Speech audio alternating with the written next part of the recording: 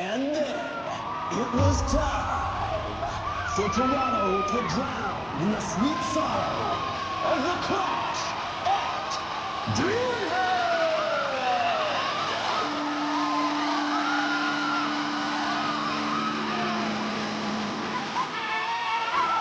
The guy on base? Oh yeah. That's time. I know. Oh yeah. You know? Oh no. Hello again, friend of a friend. I knew you were. Our common goal was waiting for the world to end. Now the sun is dead. Like you got the web, spaceship and wreck the past again.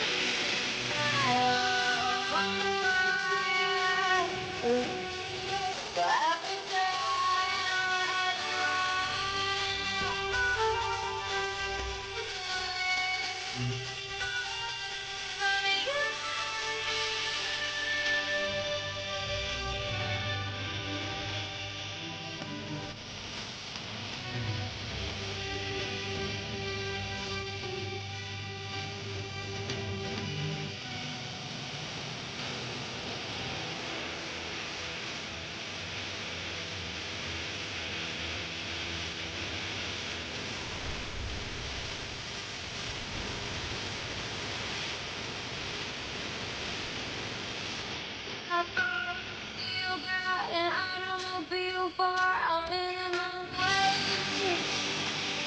Got real estate, I'm buying it all up and out of space. And now that the truth is just all that you can use. You got the whip, shake, shift, track, the gas, the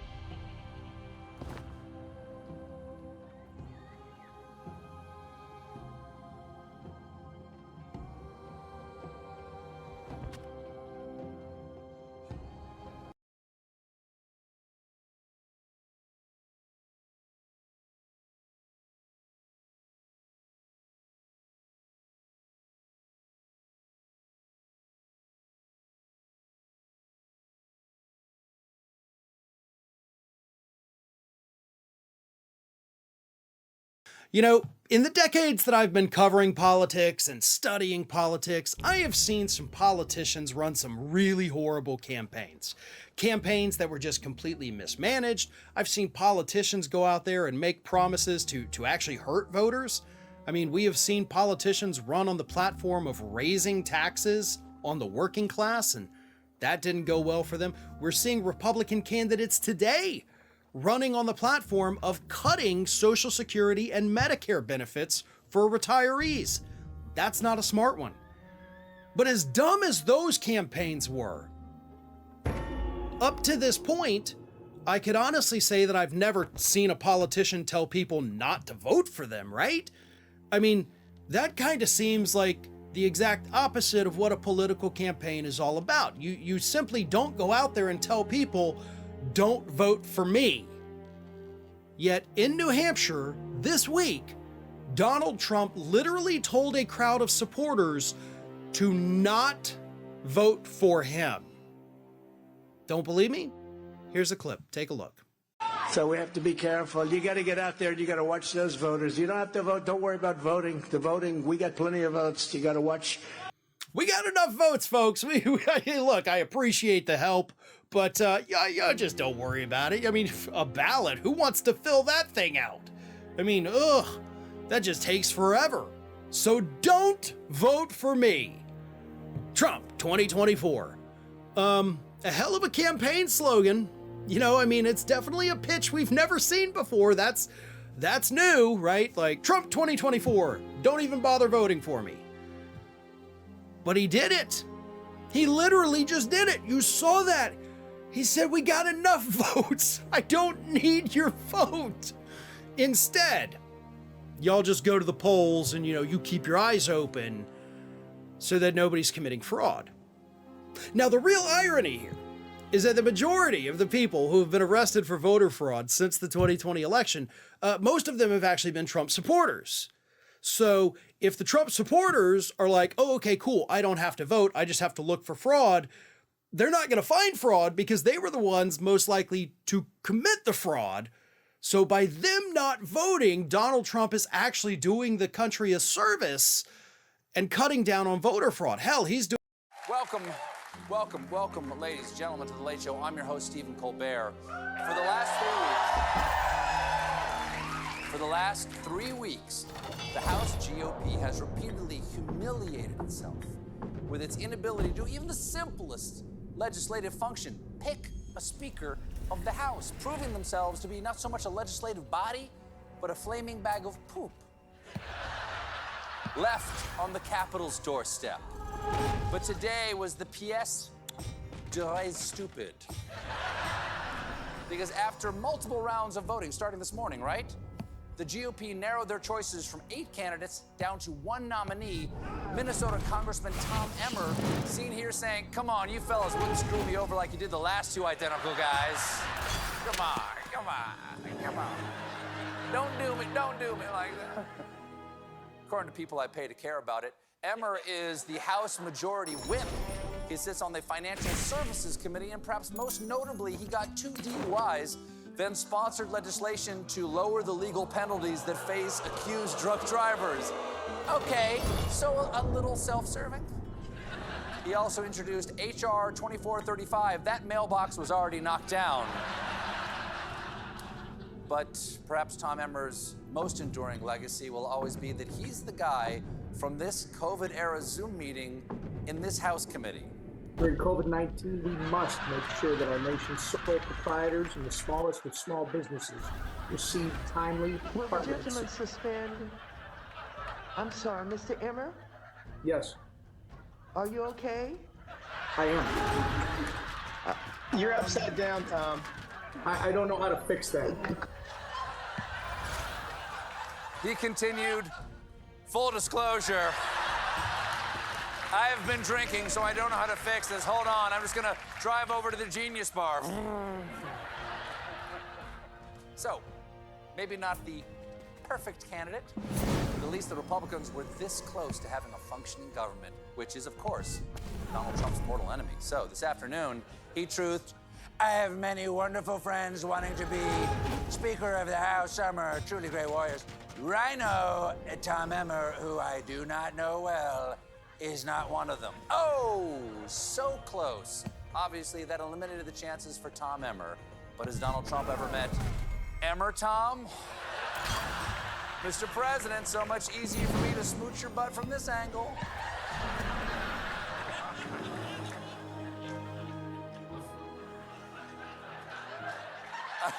That actually made me a little dizzy. That actually made me a little dizzy.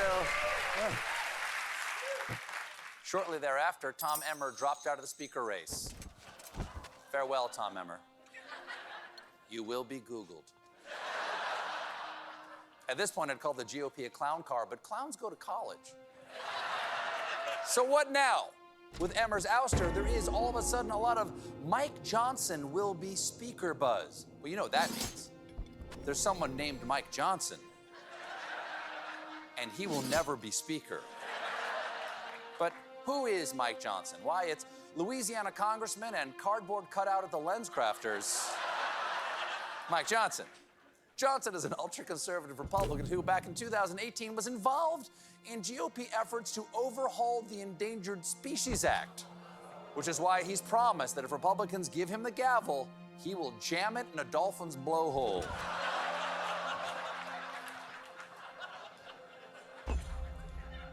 But it turns out, as I'm saying these words, and this is true, they're holding a repeat of last night's closed-door candidate jamboree.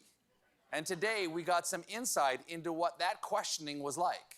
What kind of questions are being asked? Favorite colors, your geological sign, things like that.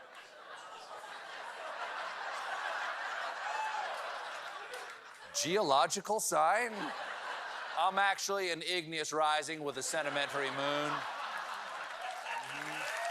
Yeah.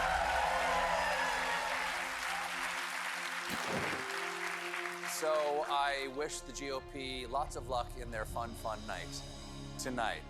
Oh, another day, another Trump co-defendant is flipped. This time it's down in Georgia, and it's former Trump lawyer Jenna Ellis, seen here living her best mugshot. That's 3 Trump lawyers in 1 week, which leads us to America's favorite new game show. We don't know, but whoever it is, tell them what they won, Johnny. Probation instead of hard time. A lifetime of shame that you can't scrub off. And this dinette set from Broy Hill. Broy Hill, you're too pretty for jail. Back to you, Steve. Thank you, Johnny. Now, among other things, Ellis joined Rudy Giuliani in asking Georgia lawmakers to violate their oaths of office by appointing fake electors. And down in Georgia, that oath is sacred. You place your hand on a stack of Allman Brothers records and solemnly declare, "Watch this, y'all! Yeehaw!" After entering her guilty plea, Ellis gave a tearful speech and took full responsibility by blaming everyone else. I relied on others, including lawyers with many more years of experience than I, to provide me with true and reliable information. If I knew then what I know now, I would have declined to represent Donald Trump in these post-election challenges. Oh, I bet she regrets representing Donald Trump and trusting those other lawyers, especially this famous outburst from Giuliani's legal briefs. I will ask that he be disciplined for that. We did not make that up. We did not change that. Now we know why she was crying in court, because her eyes are still burning. Now, while these trials are going on, Trump is still out there proving to the American people he can be trusted once again with the launch codes. Yesterday, he held a rally in New Hampshire and made an incredible discovery on stage. Come for us. You know how you spell us, right? You spell us, U.S. I just picked that up. Has anyone ever thought of that? I just picked that up. A couple of days I'm reading and it said us. And I said, you know, if you think about it, us equals U.S. You ever thought about that? I mean, you ever heard the word assume?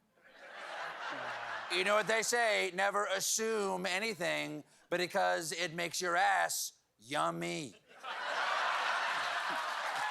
Don't do it. Just do it. That's true. That's math. I just picked that up. I also realized that God spelled backward is dog. I'm the first guy to notice that. Pretty ironic, because I hate dogs, and I'm proof that there is no God. Now, mom spelled backwards, mom, upside down, wow. Wow. Wow. Then Trump weighed in on the attorneys that flipped on him down in the Georgia election fraud case.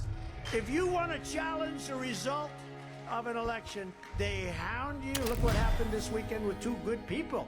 They hound them and they scare them but we don't get scared. We don't get scared.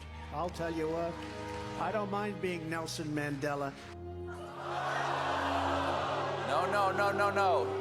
No. I also don't mind him being Nelson Mandela, specifically the part where he goes to jail for 27 years. Wow. Is that Gleason? Wow. Then he revealed his plan to win the most votes in 2024, keep everyone from voting. We had a little election that went astray, so we have to be careful. You got to get out there, you got to watch those voters. You don't have to vote, don't worry about voting. The voting, we got plenty of votes. Really? We've got plenty of votes? Is it possible that next year both candidates could have the same slogan, "Don't vote for Donald Trump"? Now, is this in the same speech? Donald Trump trotted out some more of that old-time fascism when in the speech he praised a European strongman. You know, I was very honored as a man. Viktor Orban, anyone ever hear of him? He's probably like one of the strongest leaders anywhere in the world. And he's the leader of, right? He's the leader of Turkey. Okay, small detail. Viktor Orban is actually the Prime Minister of Hungary. At this point, Trump is just free associating. I was very hungry and I wanted some turkey. Maybe with a little chili, not too much grease. And a cold glass of Fiji water. Orban, anyone ever? When in the speech he praised a European strongman. You know, I was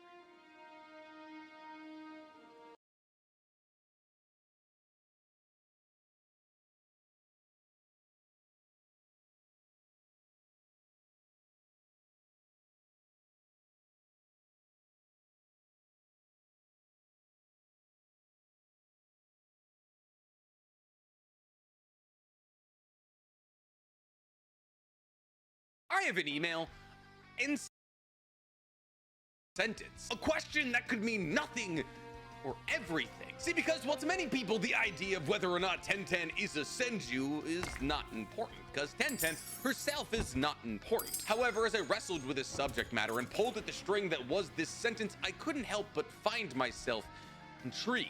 See, because on the one hand, obviously, yes, we're making a YouTube video about 1010, but on the other hand, we're talking about the Senju, a clan filled with the most relevant characters in Naruto, possibly being inhabited and represented by the mark of irrelevancy. And then as I pulled further and further along at this yarn of a sentence, I realized something. The theory itself isn't really about whether or not 1010 is a senju. The theory is more symbolized by the ideology that the senju have married so deeply into Konoha that they now exist as the 1010s of the world. The idea that once the greatest bloodline in the Naruto world has now become diluted to the point that it's represented by a woman running a failing weapon shop. I tossed and I turned all last night as the idea that Hashirama's bloodline has slowly become 1010, and my brain, as it does, unfortunately, started to make some connections. See, there was no evidence attached to this email, just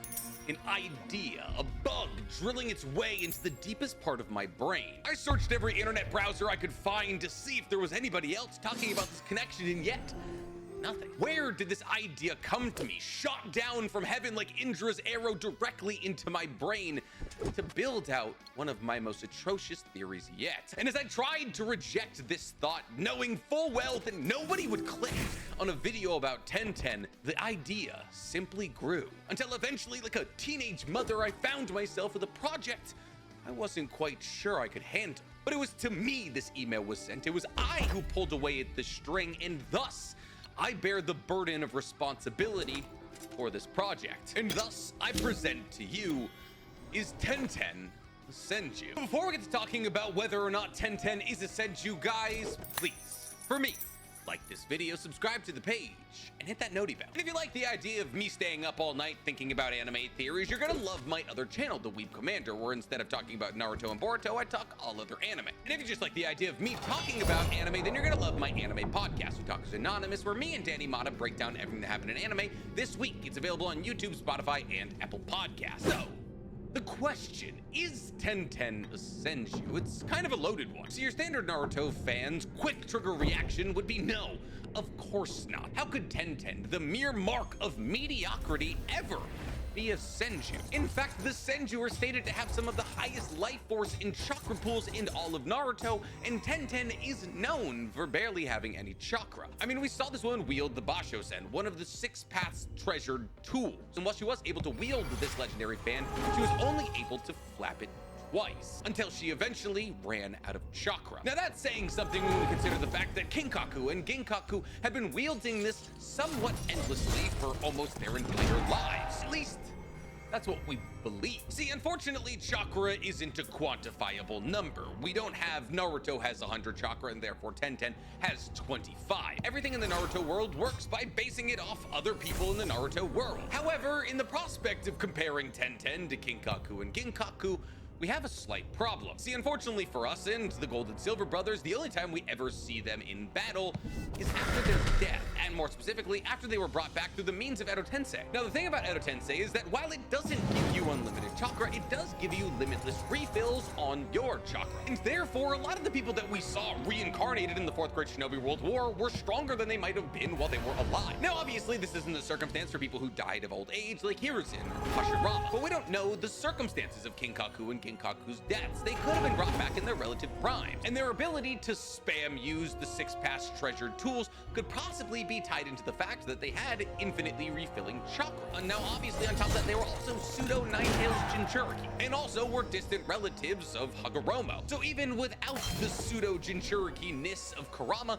they probably had an insane amount of chakra to begin with, probably more than any senju out there. Though one could argue, obviously, that the senju are also distant relatives of Hagoromo. But since the senju were never referred to in that capacity, we can believe that Kinkaku and Ginkaku were probably somehow more closely related to Hagoromo. Though considering he was a man who lived about 2,000 years ago, you can only be so closely related. So where am I going with this? this? Well, obviously we see 1010 get tapped out of chakra after using the Basho Sen twice. However, who's to say that Kinkaku and Ginkaku, while they were alive and not Jinchurikis of the Ninetales, could use the Basho Sen more than twice? See, as they are the only people that we've ever seen pick up this legendary fan and wave it, we have no perception of truly how much chakra it takes to swing it in the first place. While one could look at 1010's inability to swing the Basho Sen more than twice as a weakness, others could look at it as a strength. See, we understand that there are legendary weapons in the Naruto universe that choose their wielders. The best example of which being Samehada, who will prick your finger with fangs if you pick it up, and he doesn't like your chakra. I don't know why I gendered a sword. And therefore the possibility of 1010 not only being able to pick up this legendary fan, but also swing it even once, let alone twice, should actually be regarded as an incredible feat. I mean, this was a weapon used by Hagoromo, the Sage of Six Paths, the man who spread ninju all across the globe. Being able to wield the same weapon as him is actually rather impressive. So sure, your average Naruto's fan gut reaction to is 1010 a Senju might be an immediate no. But your more seasoned Naruto fan, those who watch my videos, those who understand the text, understand that when it comes to Naruto, you always have to keep an open mind. So come with me down the path of self-exploration as I show you the true fate of what was once the strongest clan in the world. As we explore the idea, is 1010 a Senju? See, there are plenty of base level connections that one could make between 1010 and the Senju. Hair color, eye color, the fact that she exists within Konoha. But none of this is compelling evidence, and therefore I'd like to move towards our first piece of at least somewhat compelling evidence. See, amongst the Konoha 13, 1010 has always been unique. And not because she was the only person who got a free chiropractic appointment from Tamari. And not even because nowadays she just runs a failing weapon shop. No, you see, 1010 was always unique for another reason. And that reason was, of all of the original Konoha 12, 1010 was the only one without a surname. Ino, Yamanaka, Kiba, Inazuka, Naruto, Uzumaki, Hinata, Hyuga, Neji, Hyuga, Shikamaru, Nara, Choji, Akamichi, Shino, Aburame, even ninjas in the Konoha 12 who didn't come from prestigious ninja families like Sakura, Haruno, and Rock Lee all had surnames. Every single one of them, even ninjas who were abandoned by the clan that they had the surname of, like Naruto. Though saying that Naruto was abandoned by the Uzumaki when they were all just wiped off the face of the planet is a bit of a stretch. So why? Why is 1010 the only member in the Konoha 12 who doesn't have a surname? Now, some will say that her first name is 10 and her last name is 10, and therefore 10 is her surname, but that's not true. She only has one name, 1010. Now, others will say it's because she only appears in 15 total chapters of Naruto, and therefore there was never really any reason to give her a surname. But that doesn't make sense. Hayate Gecko, the guy who supervised the first Chunin exams, got a surname, and he is in substantially less of the story than 1010. So what is the real reason that 1010 doesn't have a surname? Well, in order to better understand that, we need to take a step back in Konoha's history. See, when the village was first starting, as a meeting between the Uchiha and the Senju to create a village where they could coexist peacefully, there were two somewhat warring ideologies between these two clans, with Madara leading one ideology stating that the Uchiha shouldn't interbreed and should live with themselves, essentially guaranteeing the kind of lifestyle that the Uchihas would later form into in the later days of Konoha's history, where they lived in a compound and interbred to keep the purity of the Sharingan, and existed more as a sovereign state within Konoha than actual members of Konoha. Now, obviously, they were somewhat forced into that situation by Hiruzen, but if Madara had had it his way, that would have happened long before Hiruzen had to do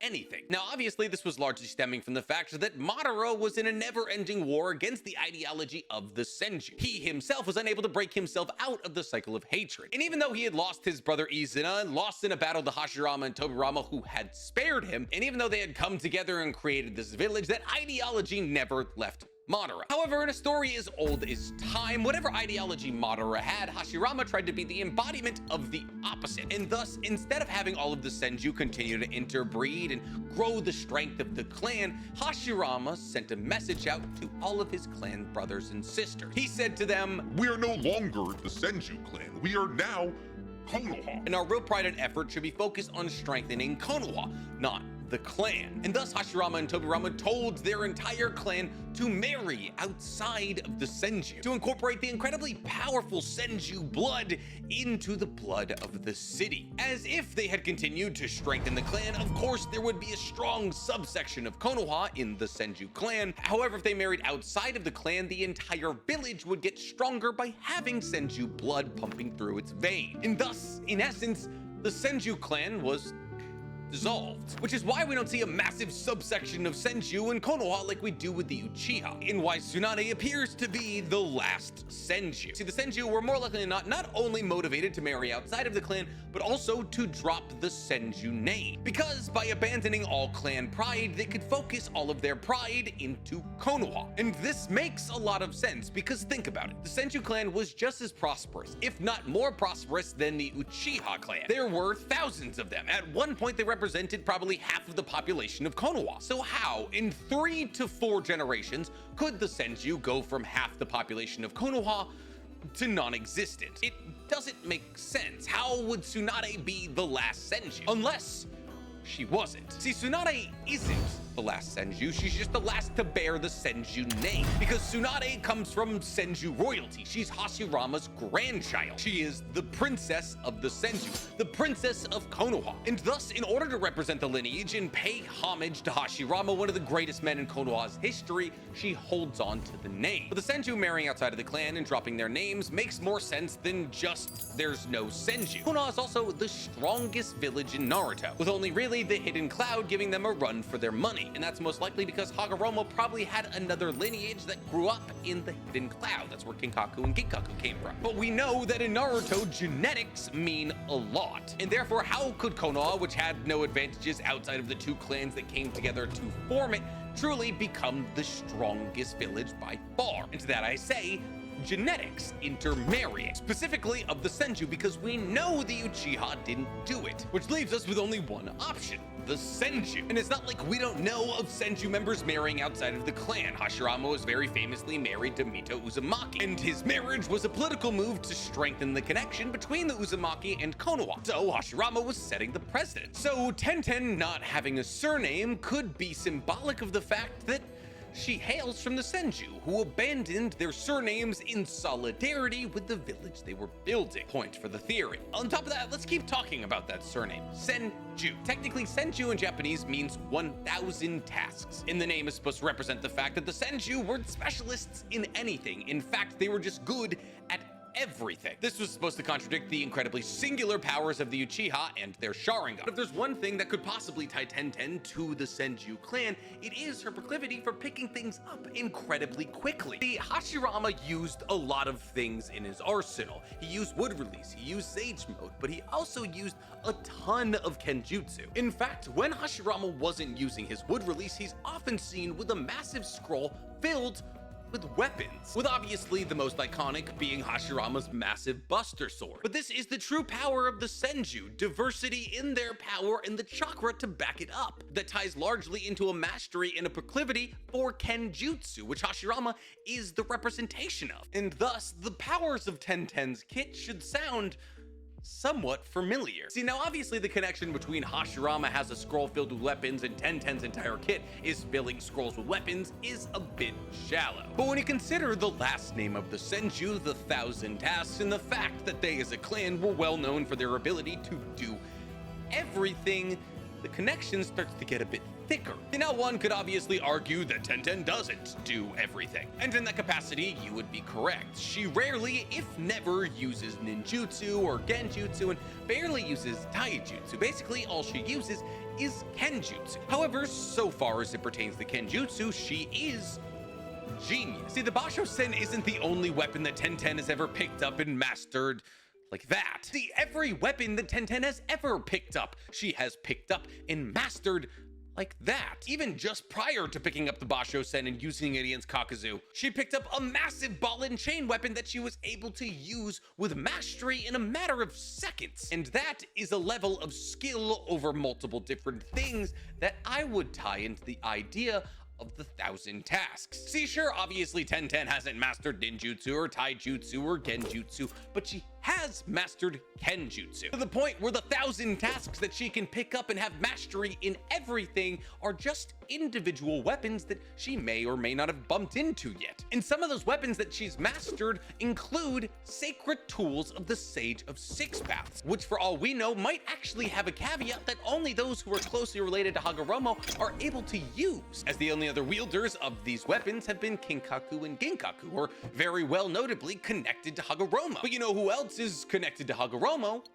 Tenten. That is, if she was a Senju. On top of all of this, to go back to the scroll thing, it's oddly specific. See, obviously we do see tons of ninjas hide weapons in scrolls. Sasuke does it, Kakashi does it, lots of people do it. It's largely more effective than carrying a bunch of demon shurikens on you. But at the level of sealing multiple weapons, and I mean dozens of weapons, we only ever seen 2 people do that. The first is Tenten and the second is Hashirama. So even though that connection is a bit shallow, it's hard to ignore. But I know what you're saying. Nick, there's no possible way that Tenten is a representation of the Senju. She's too weak to be a member of the Senju. She's the weakest out of the Konoha 13. And while you are right, she is definitely one of the weaker of the Konoha 13, if not maybe the weakest. It's actually not even that much of an indictment. See, obviously when we think about the Senju, we think about the big names like Tsunade, Hashirama, Tobirama, true wig splitters, some of the strongest ninjas in history, all sharing one last name that they tie a lot of their power to. Not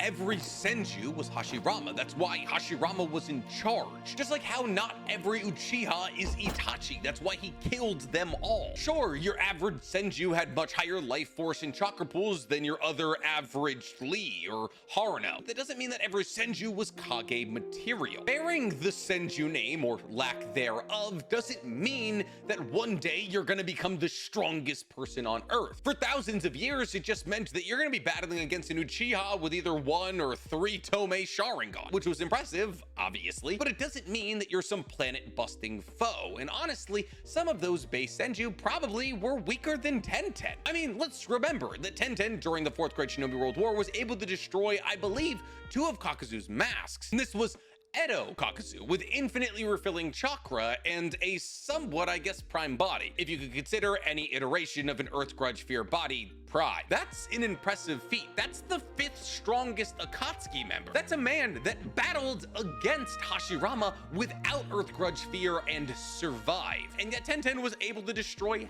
half of him. Well, obviously looking at Tenten through the comparison of the other Konoha 13, she's gonna seem weak, but she is a Jonin for the Leaf, which is a high bar for the rest of the world. And sure, she may not have as much chakra as your average Senju, but there's a track record for that. See, chakra pool is incredibly genetic, and the further you are removed from the big old chakra pool grandparent or parent in your lineage, the less chakra you have. I mean, look at Boruto. Boruto is Naruto's son, and Naruto had more chakra than Kurama because Kurama ran out first in Baryon mode. Now, whether or not you want to attribute that to Kurama using more chakra so he dies and Naruto doesn't, that's your own thing. But for the sake of today's argument, we're gonna say that Naruto had more chakra than the strongest tailed beast in existence. And because of that, Naruto, without even accessing the entirety of Kurama's chakra, was able to create hundreds of clones. 1 generation later, Boruto can create 3 or 4, I don't remember. That is a massive step down in chakra pool. And it's not even like his mom doesn't have a lot of chakra. She's the princess of the Hyuga. And the Hyuga, while they've never been regarded for having tons of chakra, are descendants of Hamura, Hagoromo's brother. And Hinata, as the head of the Hyuga and the princess of the Hyuga, is as closely related to Hamura as any of the Hyuga. And obviously the Hyuga need a lot of chakra to funnel power into their Byakugan. So a track record for people marrying outside of their clan and therefore losing some of the clan advantages is absolutely there. But the beauty of marrying outside the clan is that you can interbreed the greatest aspects of 2 clans into future children. So what if Tenten did lose the chakra pool of the Senju, but she held on to the Kenjutsu of the Senju and the 1,000 tasks ability to pick up whatever they put their hands on immediately, and is actually living as a physical representation of the modern day influence of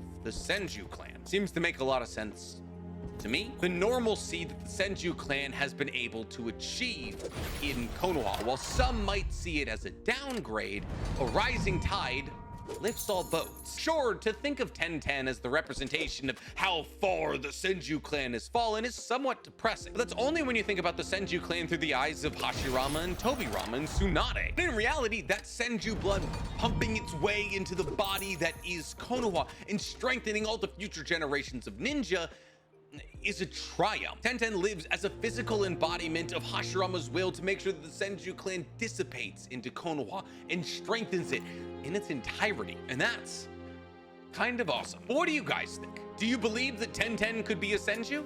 Tell me in the comments below. And while you guys are down there, please, for me, like this video, subscribe to the page, and hit that noti bell. Oh, that tastes like sushi.